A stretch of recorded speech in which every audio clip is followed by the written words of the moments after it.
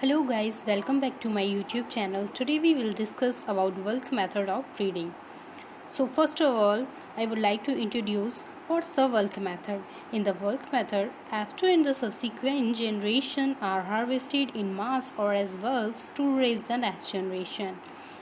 Actually bulk method में क्या होता है कि F2 और उसके आगे आने वाली सारी जनरेशन को इट मीन्स F6 जनरेशन तक इसको हम बल्क में हार्वेस्ट करेंगे. इसमें कोई इंडिविजुअल प्लांट को सेलेक्ट नहीं किया जाएगा और इंडिविजुअल प्लांट को सेलेक्ट करके हार्वेस्ट नहीं किया जाएगा F6 जनरेशन तक.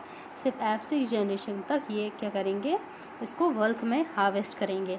फिर eight the end of bulking period इसका मतलब है कि F6 जनरेशन तक at the end of bulking period, individual plants are selected and evaluated in a similar manner as in pedigree method of breeding. तो जैसे कि पेडिग्री मेथड में individual plant को सिलेक्ट किया जाता है और फिर उसको इवेल्यूएट किया जाता है. तो ये चीज़ यहाँ पे F6 जनरेशन के बाद स्टार्ट की जाती है, मीन F7 जनरेशन से. This method was first use by Nilsson Ehle in 1908 at Svalof. तो ये मेथड सबसे पहले यूज़ किया गया निल्सन एहले के द्वारा 1908 में स्वालोव में. This method is also known as mass method और population method of breeding. Applications. The bulk method is suitable for handling segregating generation of cereals, smaller millets, most of grain legumes and oil seeds. तो जो bulk method रहता है वो serials मतलब सारे अनाज और जो स्मॉलर मिलेट्स होते हैं जैसे फॉक्सटेल मिलेट होते हैं और जिनको हम बोलते हैं कोदो, कुटकी, रागी, और मोस्ट ऑफ ग्रेन लेग्यूम्स जैसे कि सारी दालें और ऑयल सीड्स सारे सी फ्लावर, सनफ्लावर, इनमें इनको हैंडलिंग करने के लिए, इनको हैंडल करने के लिए ये बिल्कुल सुटेबल मेथड होता है बल्क मेथड, इसलिए ये यूज़ किया जाता है. It may be use for following 3 different purposes. ये 3 डिफरेंट पर्पसेस के लिए यूज़ किया जा सकता है, जैसे कि isolation of homozygous line, waiting for the opportunity for selection, to provide opportunity for natural selection to change the composition of the population. इनका कहने का मतलब है यहाँ पे कि जो हम homozygous line को अगर हमें आइसोलेट करना है तो हम इसको यूज़ कर सकते हैं, और हम इसमें to provide opportunity for natural selection to change the composition of the population. इसमें क्या होता है कि जो नेचुरल सिलेक्शन होता है इस F6 जनरेशन तक कोई रेस्ट्रिक्शन नहीं होता, तो इसमें आउट क्रॉसिंग पॉसिबल रहती है. तो इसलिए इसमें क्या कर सकते हैं हम, जो पॉपुलेशन रहती है उसका कॉम्पोजिशन भी चेंज हो सकता है F6 जनरेशन तक. और इसमें हम सिलेक्शन करने के लिए हम वेट तो करना ही होता है F6 जनरेशन तक. तो हम कोई भी चेंजेस ला सकते हैं, अपनी जो जनरेशन रहती है उसको भी चेंज कर सकते हैं F6 जनरेशन तक. फिर जो प्रोसीजर फॉर बल्क मेथड, इसमें क्या दिया है कि the exact procedure for the bulk method would worry depending upon the objective of the breeder. तो जो बल्क मेथड का जो प्रोसीजर रहेगा वो वरी करेगा. कैसे वरी करेगा कि हमारा ऑब्जेक्टिव क्या है बल्क मेथड को यूज़ करने का, कि हम उसको एज अ पेरेंट्स यूज़ कर रहे हैं या हमको एज अ कमर्शियल वैरायटी उसको यूज़ कर रहे हैं, कि हमें वैरायटी एक as a commercial variety release करना है, इसलिए हम उस बल्क मेथड यूज़ कर रहे हैं. तो ये इस पे डिपेंड करता है इसका प्रोसीजर. हाइब्रिडाइजेशन. फर्स्टली इसमें क्या होता है, हाइब्रिडाइजेशन कराते हैं तो parents are selected according to the objective of the breeding programme.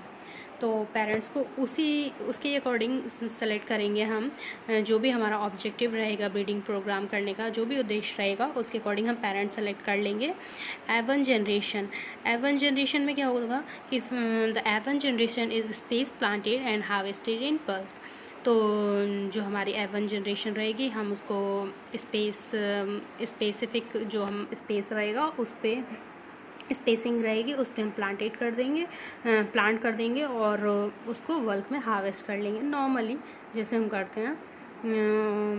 फिर F2 to F6 जनरेशन में भी सिंपल यही है कि हम उनको जो कमर्शियली सीड रेट और स्पेसिंग होती है उसके अकॉर्डिंग, उन सारे स्टैंडर्ड्स के अकॉर्डिंग हम इसको प्लांट करेंगे और इसको बल्क में हार्वेस्ट कर लेंगे। इसमें कुछ न्यू चीज़ नहीं है। और जो पॉपुलेशन साइज़ रहेगा हमारा, जितना लार्ज हो सकता है उतना हम इसमें यूज़ करेंगे। जैसे 30,000 to 50,000 प्लांट्स मिनिमम होने चाहिए, should be grown in each generation, और हर जनरेशन में ये होना चाहिए F6 तक। फिर F7 जनरेशन में क्या होगा, about 1,000 to 5,000 plants with superior phenotypes are selected and their seeds are harvested separately. तो F7 जनरेशन में क्या होगा कि हम जो भी सुपीरियर फिनोटाइप वाले, जो बिल्कुल अच्छे अच्छे कैरेक्टर्स वाले प्लांट्स रहेंगे उनको हम सेलेक्ट कर लेंगे। तो 1,000 to 5,000 प्लांट्स उसमें से सेलेक्ट कर लिए जाएंगे and their seeds are harvested separately, और फिर उनके सीड को हम सेपरेटली हार्वेस्ट कर लेंगे। फिर F8 जनरेशन में क्या होगा, individual plant progenies about 100 to 300 with desirable characters are saved and are grown in single और मल्टी रो प्लॉट्स। उसके बाद F8 में क्या करेंगे हम, 100 to 300 डिज़ायरेबल कैरेक्टर वाले इंडिविजुअल प्लांट्स को सेलेक्ट कर लेंगे और उनको सिंगल या फिर मल्टी रो प्लॉट में हम उनको उगाएंगे। तो जो वीक और इंफीरियर प्लांट्स रहेंगे उनको हम रिजेक्ट कर देंगे और उनको हटा देंगे on the basis of visual evaluation in the sense हम उनको डायरेक्टली ऐसे आई साइड से या हम नॉर्मली देख के उनको रिजेक्ट कर सकते हैं, जो भी वीक इंफीरियर प्लांट्स रहेंगे और उनको हटा दिया जाएगा। F9 जनरेशन में क्या होगा, a preliminary yield trial is conducted in which standard commercial varieties are included as checks. तो जो हम प्रिलिमिनरी F9 जनरेशन में क्या होगा, हमारा प्रिलिमिनरी यील्ड ट्रायल कंडक्ट कराया जाएगा, जिसमें हम यील्ड के लिए ट्रायल करेंगे। In which standard commercial varieties are included as checks. तो हम जो अपनी कमर्शियल वेराइटीज़ रहेंगी उनको हम एज अ चेक या कंपैरिजन करने के लिए यूज़ करेंगे। The yield is used as a basis for the selection of superior progenies. जो भी इसकी यील्ड रहेगी वो इसका एक बेसिस रहेगी, मतलब कि हम एक बेस मान लेते हैं कि हमें यील्ड अच्छी चाहिए, तो हम इन सारी जो सुपीरियर प्रोजेनिस रहेंगी उनको यील्ड के अकॉर्डिंग देखेंगे कि कौन सी यील्ड अच्छा दे रही है, उस हिसाब से हम उसको सेलेक्ट करेंगे। Now in F10 to F12 generation में फिर F10 to F12 जनरेशन में क्या होगा, replicated yield trials are conducted over several locations using standard commercial varieties as check. If a line is superior to the standard check varieties in these yield trials, it is released as a new variety. तो F10 to F12 generation में क्या होगा, हम इसको फिर replicated yield मतलब again and again हम yield trials कराते जाएंगे, कंडक्ट किए जाएंगे over several location, different location पे हम इनको यील्ड ट्रायल्स कराएंगे। तो हमें इससे पता चल जाएगा कि किस लोकेशन पे ये कितना यील्ड दे रहा है, और हम इसको कमर्शियल वैरायटी से कंपेयर करते जाएंगे कि क्या यील्ड आ रही है। If a line is superior to the standard check, और अगर जो हमारी जो प्रोजेनी है जो लाइन हमने अभी बनाई है, जो पॉपुलेशन जनरेट की है, अगर वो सुपीरियर रहती है हमारी जो कमर्शियल चेक वैरायटी से, अगर उसके कंपैरिजन में ज़्यादा यील्ड दे रही है, तो हम उसको as a new variety release कर देंगे। F13 जनरेशन में क्या होगा, सीड मल्टीप्लिकेशन, जो हमने न्यू वैरायटी को रिलीज़ किया हुआ है उसका फिर सीड मल्टीप्लिकेशन किया जाएगा। Seed multiplication of the new release variety is initiated. Here you can see in this picture or in this figure that what's the schematic diagram of bulk method, and here you can see that in first year there is hybridization program is conducted, and now you can see up to F12 generation. Now merits of bulk method. What's the merit of bulk method? Actually, this method is very simple, convenient and inexpensive. Natural selection increases the frequency of superior types in the population. Actually क्या होता है कि ये बहुत ही simple है, आसान है, बहुत ही सस्ता मेथड है। नेचुरल सिलेक्शन क्या करता है, ये बढ़ा देता है फ्रीक्वेंसी सुपीरियर टाइप्स की इन द पॉपुलेशन। क्या होता है, ये जो भी हम पॉपुलेशन लेते हैं उसमें जो नेचुरल सिलेक्शन कराया जाता है वल्क मेथड में F6 जनरेशन तक, इससे क्या होता है कि सुपीरियर प्लांट्स रिमूव नहीं होते हैं, और सुपीरियर प्लांट्स रिमूव नहीं होते तो जो फ्रीक्वेंसी रहती है, चांसेस बढ़ जाते हैं कि सुपीरियर टाइप्स आ सकें हमारी पॉपुलेशन में। Little work and attention is needed in F2 and the subsequent generation. तो इसमें हमें ज़्यादा ध्यान देने की ज़रूरत नहीं होती।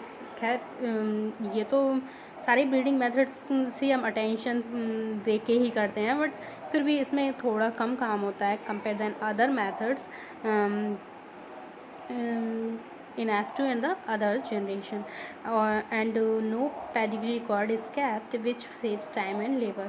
इसमें कोई pedigree record नहीं रखे जाते हैं, तो इसलिए कोई टाइम नहीं वेस्ट होता है और ना ही कोई ज़्यादा लेबर यूज़ होते हैं। It is suitable for studies on the survival of genes and genotype in population. तो इससे ये बहुत अच्छा मेथड है अगर हम जो जीन्स का सर्वाइवल और जीनोटाइप का पॉपुलेशन में स्टडी करना चाहें, तो ये बहुत अच्छा मेथड है। और इस पे एक क्वेश्चन बनता है कि which method is used for improvement in the smaller millets. तो हमने पहले ही पढ़ चुके हैं इसमें कि यहाँ दिया गया है कि ये स्मॉलर मिलेट्स के लिए यूज़ किया जाता है, तो हम इस पे बल्क मेथड टिक कर सकते हैं। What's the demerits of bulk method? It takes a much longer time to develop a new variety. Actually ये F13 जनरेशन तक ये एक मल्टीप्लाई हो रही है एज अ वैरायटी, तो ये बहुत ज़्यादा टाइम ले रही है। जबकि अगर हम अलग मास सिलेक्शन मेथड देखें तो ये F7 F8 जनरेशन तक ही हमें एक न्यू वैरायटी दे देती है। A large number of progenies have to be selected at the end of the working period. और बहुत लार्ज नंबर की प्रोजेनी हमें मिलती है, मतलब सेलेक्ट करते हैं हम वर्किंग पीरियड में। ये भी किसका डीमेरिट है? It provides little opportunity for reader to exercise his skill or judgment in selection।